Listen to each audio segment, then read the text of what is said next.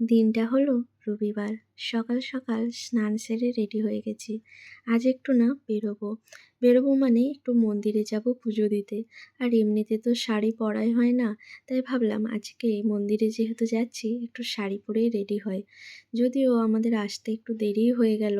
কারণ রবিবার দিন যতই ভাবি তাড়াতাড়ি বেরোবো কিন্তু ওই ঘুম থেকে উঠতে একটু দেরি হয়ে যায়। তাই সমস্ত কাজেই দেরি হয়ে যায়। আমি এসেছি দক্ষিণেশ্বরের আদ্যাপীঠে মন্দিরে। আপনারা কারা কারা এখানে এসেছেন আমাকে কমেন্টে জানাবেন। তো আমি আজকে পুজো দেব।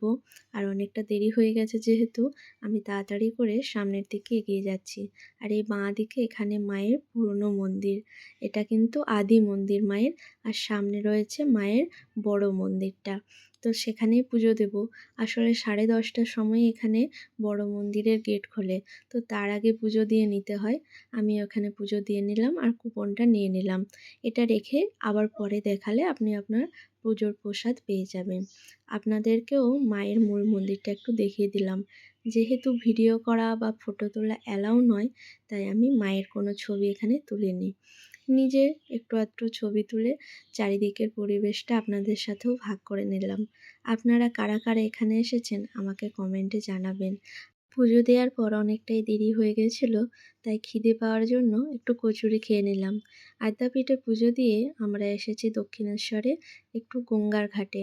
আসলে গঙ্গা জল ফুরিয়ে গেছিল আর আমাদের কাছাকাছির মধ্যে এই দক্ষিণেশ্বরের গঙ্গা ঘাটই আমাদের কাছে।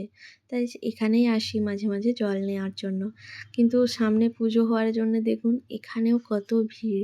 দুপুর প্রায় 12টা বাজে কিন্তু এখনও যেন লোকের সমাগমের কোনো কমতি নেই। আমি আস্তে আস্তে ঘাটের দিকে গেলাম জল নেওয়ার জন্য।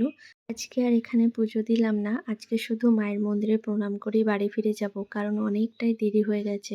আসলে দক্ষিণেশ্বর এবং আদ্যাপীঠ দুটো মন্দিরে একই দিনে পুজো দেওয়া একটু সমস্যার, কারণ সময়টা অনেক কম হয়ে যায়। চলুন মায়ের মন্দিরে প্রণাম করে আজকে বাড়ি ফিরে যাই, আবার আসবো মা।